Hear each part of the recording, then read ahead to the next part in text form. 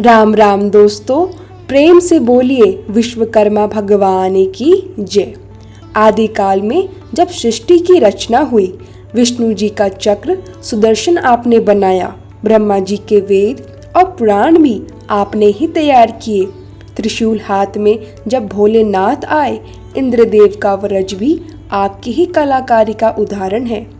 श्री राम का धनुष बाण, हनुमान की गदा, काली का फरसा और तलवार, इन सबको बनाने का श्रेय विश्वकर्मा जी को ही जाता है।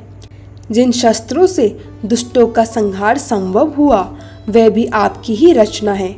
सरस्वती की वीणा भी आपने बनाई, इंद्रदेव का सिंहासन, सोने की लंका, पुष्पक विमान, ये सब आपकी ही कला और चातुर्य का प्रमाण है। मन की गति से चलने वाला पुष्पक विमान आपने ही बनाया। श्री कृष्ण की द्वारिका नगरी, सुदामा की हवेली, दाऊ जी का हल, श्री कृष्ण की मुरली, राधा जी का हार और श्रृंगार, यह सब निर्माण भी विश्वकर्मा जी के हाथों से हुआ। श्री राम ने सरयू पार करने के लिए जिस नाव का उपयोग किया, वह भी आपने बनाई। पतवार और धनुष बाण से दुष्टों का संहार, ये भी आपकी ही कृति है। लक्ष्मण जी द्वारा सूर्पनखा की नाक काटने में उपयोग की गई बर्छी भी आपने बनाई। कानों के कुंडल, मुकुट, सिंहासन और द्वारकाधीश का कलदंड सभी विश्वकर्मा जी के हाथों की रचना है। इंद्रपुरी और यमपुरी का निर्माण, श्री राम की अयोध्या नगरी और जनक की मिथिला, ये सब आपके अद्भुत वास्तु कौशल के प्रमाण हैं। बिना आपकी कृपा के जीवन की कल्पना भी असंभव है। अन्न, जल, वस्त्र और छाया, ये सब आपके निर्माण से संभव हुआ।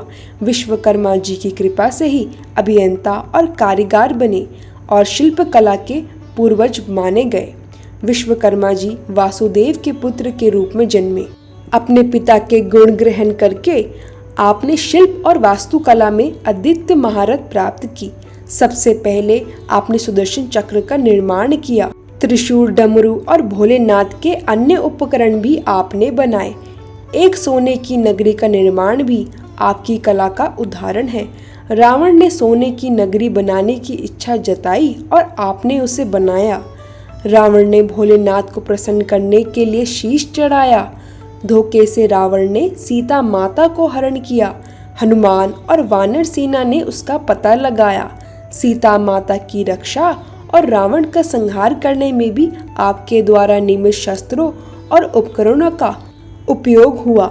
रावण द्वारा लंका नगरी जलाने के बाद भी आपने रातों रात वैसी ही लंका बनाई। विश्वकर्मा जी की कारीगरी और शिल्प कौशल अद्वितीय है।